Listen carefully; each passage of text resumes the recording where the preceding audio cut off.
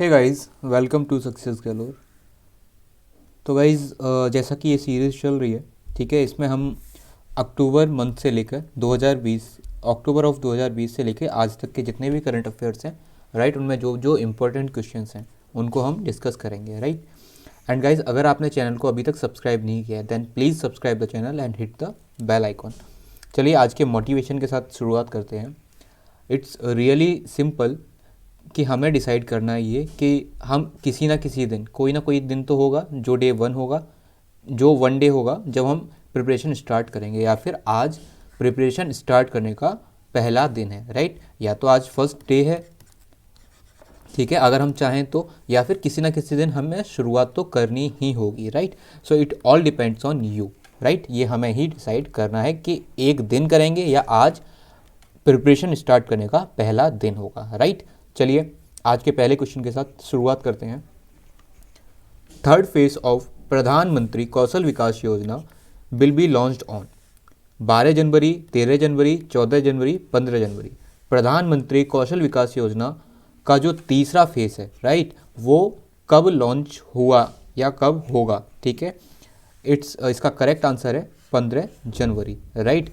जैसा कि ये क्वेश्चन बोल रहा है कि प्रधानमंत्री कौशल विकास योजना का ये थर्ड फेज है, इसका मतलब इससे पहले second and first phase already हो चुके हैं, राइट। अब ये प्रधानमंत्री कौशल विकास योजना है ना, इसको शॉर्ट फॉर्म में ये भी लिखा हुआ कहीं आप देख सकते हैं, तो कंफ्यूज मत होना, ठीक है। PMKVY, प्रधानमंत्री कौशल विकास योजना, राइट। अब इसके बारे में जान लेते हैं। ये देखिए, ये इसका थर्ड फेज है जो कि 15 जनवरी को स्टार्ट हो चुका है। अब तो 600 डिस्ट्रिक्ट हैं वो इंडिया की इसमें कवर होंगे, राइट। और इससे पहले फर्स्ट एंड सेकंड ऑलरेडी हो चुका है, राइट। ये इसकी ब्रीफ है, आप एक बार इसको रीड कीजिएगा, राइट। यहाँ पर भी आप रीड कर सकते हैं। चलिए और आगे चलते हैं, ठीक है। चलिए अपने नेक्स्ट क्वेश्चन पे चलते हैं। Indigenously developed world first universal bullet proof jacket, स्वदेशी तकनीक के द्वारा बनाई गई दुनिया की पहली यूनिवर्सल बुलेट प्रूफ जैकेट निम्न में से कौन सी है? भक्ति, शक्ति, ताकत या वीर? तो इसका करेक्ट आंसर ताकत तो बिल्कुल नहीं होगा, वीर भी नहीं है, इसका करेक्ट आंसर है शक्ति, राइट। इसका करेक्ट आंसर है शक्ति, ठीक है। इंडिजेनसली यानी कि स्वदेशी तकनीक के द्वारा बनाई गई दुनिया की पहली यूनिवर्सल बुलेट प्रूफ जैकेट, जिसका नाम शक्ति है। ये इंडियन आर्मी के जो मेजर हैं अनूप शर्मा जी, उनके द्वारा, अनूप मिश्रा जी, उनके द्वारा बनाई गई है, राइट। चलिए आगे चलते हैं अगले क्वेश्चन पे। आप इसको एक बारी गो थ्रू कीजिए, इसको रीड कीजिएगा, राइट। अब ये तो मैं आपको बता ही चुका हूँ कि इंडियन आर्मी के मेजर हैं, तो इसका करेक्ट आंसर इंडियन आर्मी ही होना चाहिए, राइट। अब आप क्वेश्चन को एक बार खुद रीड कीजिए और इसका आंसर खुद जानने की कोशिश कीजिए। पहली यूनिवर्सल बुलेट प्रूफ जैकेट शक्ति किसके द्वारा बनाई गई है? Indian army, right. अब मैंने आपको पिछली वीडियोज़ में DRDO के बारे में बताया है, तो प्लीज़ कमेंट सेक्शन में आप मुझे बताइए कि इसका इस्टेब्लिशमेंट ईयर कौन सा है, ठीक है, ये किस वर्ष में स्थापित हुई थी, और इसका हेड क्वार्टर कौन है, और इसके चेयरमैन कौन है, राइट। देखिए गाइज, आप लोग आंसर नहीं करते हैं। कल भी मैंने आपसे क्वेश्चन पूछे थे, ठीक है, लेकिन आपने अभी तक आंसर नहीं किए हैं। I am waiting for your answer. आप रीड कर रहे हैं, डेट्स गुड, बट एक बार आप आंसर करेंगे तो आप ही के लिए फ़ायदा होगा, राइट। चलिए आगे चलते हैं। ये यहाँ पे बताया गया है जैसे कि इंडियन आर्मी के जो मेजर हैं अनूप मिश्रा जी, उन्होंने बनाया है, और ये मेल और फीमेल दोनों के कॉम्बैक्ट में है, कॉमेंट्स में है, ठीक है, दोनों यूज़ कर सकते हैं, राइट। BIMSTEC का स्थापना वर्ष कौन सा है? 1994, 1995, 1996 या 1997, राइट। अब मैं इसके आंसर बताने से पहले मैं आपसे पूछना चाहूँगा कि क्या आपको इसकी फुल फॉर्म पता है BIMSTEC की? ठीक है, इसकी फुल फॉर्म हम इसी से डेराइव कर सकते हैं, राइट। देखिए, बी से क्या होगा? The bay of Bengal, right.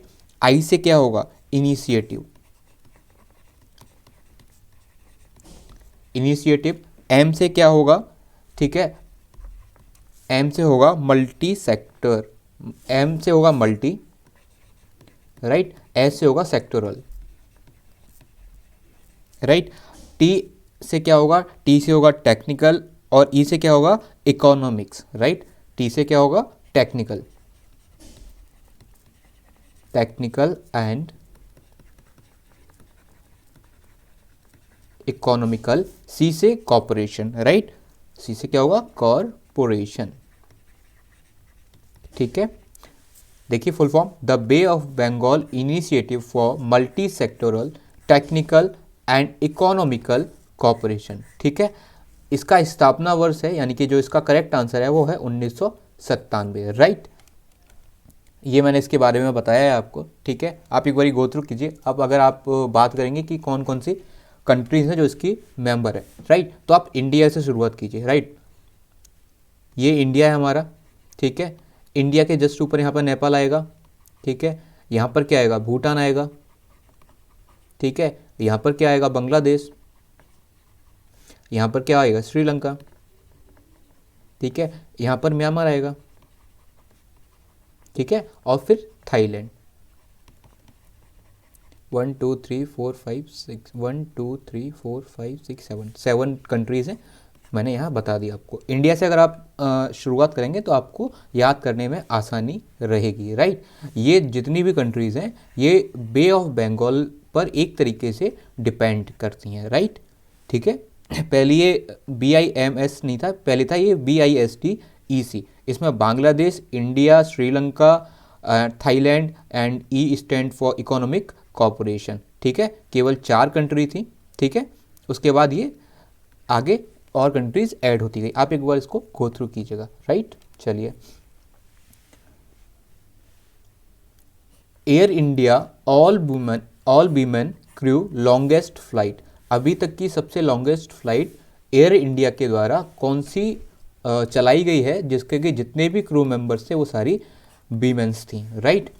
San Francisco to Delhi, San Francisco to Lucknow, San Francisco to Mumbai, या फिर San Francisco to Bangalore, right. Correct answer है San Francisco to Bangalore, right. वैसे अभी तक की सबसे लंबी फ्लाइट थी Delhi, San Francisco to Delhi, but इस बार क्या हुआ, ये थोड़ा और आगे गए बेंगलुरु तक, राइट। और ये जितने भी क्रू मेंबर्स थे उसमें वो सारी वीमेंस थी, यानी कि वो सारी महिलाएं थी, राइट। चलिए, ये यहाँ पर इसके ब्रीफ दिए, आप एक बार गो थ्रू कीजिएगा, राइट। 17 आवर्स लगे थे उनको, ठीक है।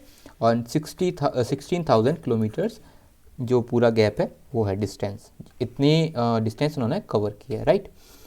अब आप मुझे इस क्वेश्चन का आंसर दीजिए, which index show the power of passport of a country, किसी भी देश का कंट्री, राइट, किसी भी देश के पासपोर्ट में क्या ताकत है, राइट, उसको कौन सा इंडेक्स शो करता है निम्नलिखित में से।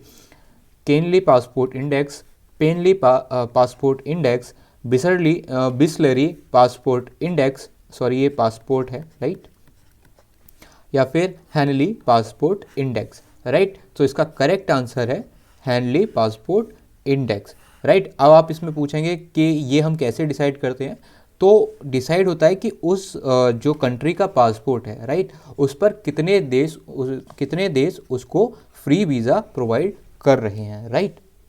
इंडिया की जो रैंक है वो 3 पायदान नीचे आकर 85th पोजीशन पर अभी आ गई है, राइट। अब ये वो कंट्रीज़ हैं जो 10 सबसे पावरफुल कंट्रीज़ हैं, जिसमें कि जापान नंबर 1 पे है, राइट। 191 कंट्रीज़ ऐसी हैं जो उसे वीज़ा फ्री एंट्री देती हैं, यानी कि जो जापान के नागरिक हैं वो 191 देशों में वीज़ा फ्री एंट्री पा सकते हैं। उसके बाद सिंगापुर है, जर्मनी है, जर्मनी के साथ साउथ कोरिया दोनों 3rd रैंक पर हैं, राइट। उसके बाद फिनलैंड, इटली, डेनमार्क, लग्जमबर्ग या फिर स्पेन, ये तीनों 5th रैंक पर हैं। और आप इसको गो थ्रू कर लीजिए, राइट। अब अगर ये 10 मोस्ट पावरफुल हैं तो दुनिया के सबसे वर्स्ट पासपोर्ट क्या है, राइट, सबसे ख़राब पासपोर्ट क्या है, तो उसमें ये है। एंड यहाँ पर ये देखिए, पाकिस्तान सोमालिया के साथ 4th रैंक पर है दुनिया के सबसे वर्स्ट पासपोर्ट की लिस्ट में, यानी कि दुनिया के सबसे ख़राब पासपोर्ट की लिस्ट में, ठीक है। एंड यहाँ पर अफगानिस्तान सबसे टॉप पर आता है, राइट, सबसे ख़राब पासपोर्ट की लिस्ट में, ठीक है। चलिए आगे चलते हैं गाइज, आप एक बार इस लिस्ट को केवल गो थ्रू कर लीजिए, ठीक है। अगला क्वेश्चन है, India only sailor to complete solo non stop circumnavigation of the globe, पूरे ग्लोब का पूरा जो सर्कम नेविगेशन है उसको किस भारतीय एक तरीके से सेलर कहते हैं या फिर नाविक कह लें, राइट, उन्होंने किया है, ठीक है, और वो सोलो किया है, यानी कि अपने दम पर किया है। अभिलाष टॉमी, अभिनंदन टॉमी, अभिनव टॉमी या फिर अभिमन्यु टॉमी। सो राइट गाइस, करेक्ट आंसर इसका है अभिलाष टॉमी, ठीक है। ये इंडियन नेवी में थे, ठीक है, ये उनका पिक है, ठीक है, अभिलाष टॉमी जी का, जिन्होंने कि सोलो मतलब अपने दम पर पूरे ग्लोब का सर्कम नेविगेशन किया है, राइट। अभिलाष टॉमी जी इसका राइट आंसर है, ठीक है। ये इंडियन नेवी में थे, बट इन्होंने यही करने के लिए इंडियन नेवी से अपने आप को दूर रखा, यानी कि एक तरीके से कह सकते हैं अवकाश लिया, राइट, ठीक है। ये तो गाइज मैं आपको बता ही चुका हूँ, India's rank in Henle passport index, ठीक है, तो 85th रैंक है, ये तो आपको पता हो गया होगा आप, राइट। चलिए आगे चलते हैं। Legal entity identifier system has been introduced by, जो लीगल एंटिटी आइडेंटिफायर सिस्टम है वो निम्नलिखित में से किसके द्वारा इंट्रोड्यूस किया गया है?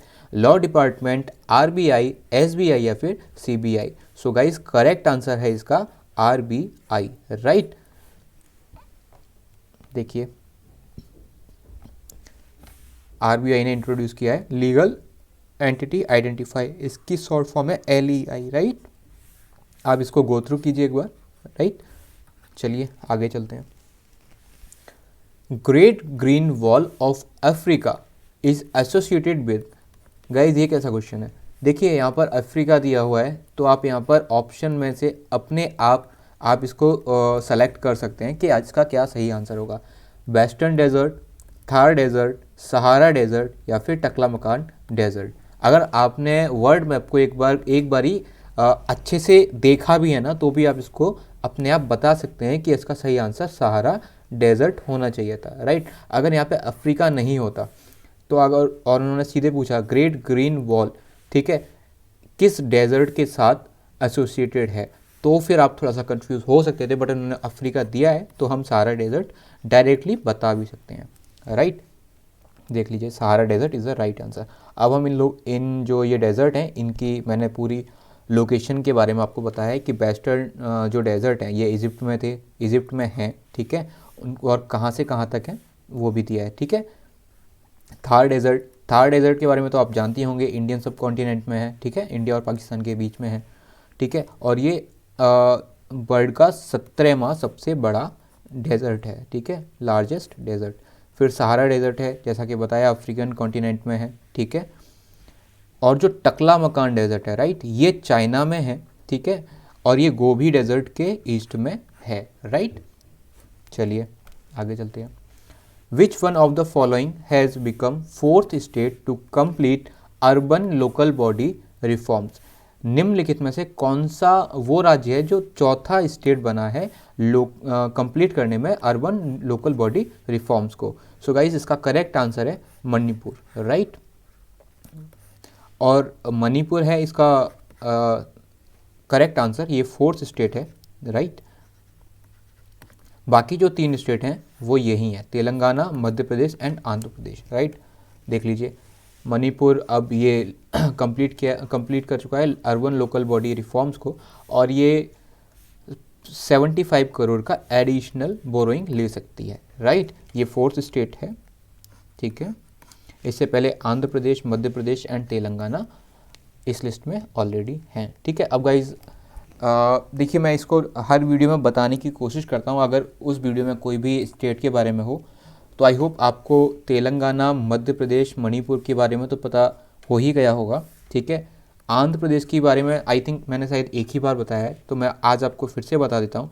आंध्र प्रदेश के जो सीएम हैं वो हैं YS जगन मोहन रेड्डी, राइट।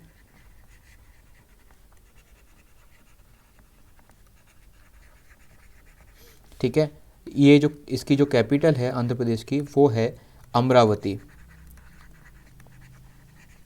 ठीक है। इसके जो गवर्नर हैं, ठीक है, वो हैं विश्वभूषण, BIS विश्वभूषण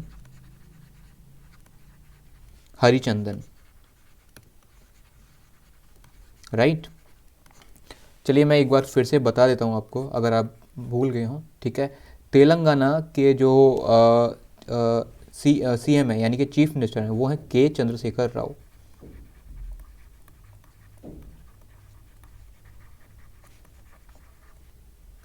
ठीक है। यहाँ के जो गवर्नर हैं वो हैं डॉक्टर तमिलिसाई सौंदर राजन, राइट। यहाँ की जो कैपिटल है वो है हैदराबाद, ठीक है। अगर मैं एमपी की बात करूं तो शिवराज सिंह चौहान,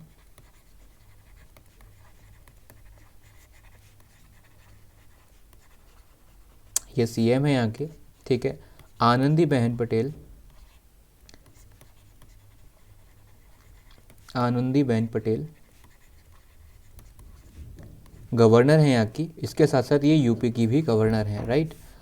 और यहाँ की जो कैपिटल है वो है भोपाल,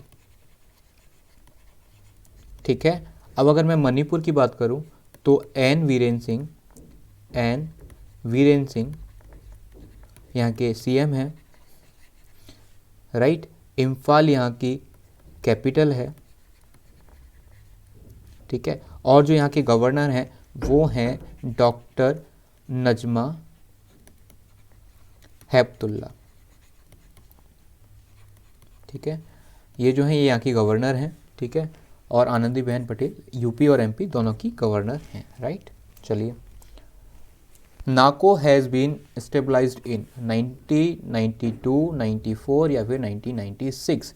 अब सबसे पहले तो मैं आपसे पूछूंगा नाको की फुल फॉर्म क्या है। ये देखिए, national AIDS control programme 4, right, sorry national AIDS control organisation, ठीक है। ये प्रोग्राम 4 के बारे में बताया गया है, ठीक है। इसकी जो इस्टेब्लिशमेंट ईयर है वो 1992 है, जैसा कि आप लोग देख चुके हैं, ठीक है। इसका जो साइन है, ये रेड आप रिबन देख रहे हैं, ये इसका सिंबल है, ठीक है। तो नाको की फुल फॉर्म आप याद कीजिए, national AIDS control organisation, right. ये ज़रूरी भी है, ठीक है। आप एक बार इसको गो थ्रू कीजिए, 1992 में ये लॉन्च हुआ था, ठीक है। चलिए आगे बढ़ते हैं। So guys, this is the end of this video, ठीक है। इसी के हम अगले पार्ट को आज रात में, ठीक है, कंटिन्यू करेंगे, ठीक है। इसके अलावा आज जैसा कि मैंने आपको बताया था हिस्ट्री की, आज हम फ्रॉम बेसिक से स्टार्ट करेंगे, राइट, ठीक है। इसके अलावा रीजनिंग का जो अभी तक हो नहीं पाया, कोडेड इनइक्वालिटीज़, ठीक है, इसको भी आज हम बनाएंगे। ये 2 वीडियो आज आपकी आ जाएंगी। एंड कंप्यूटर जो अवेयरनेस की, जो मैं जैसा कि मैंने आपको बताया था कि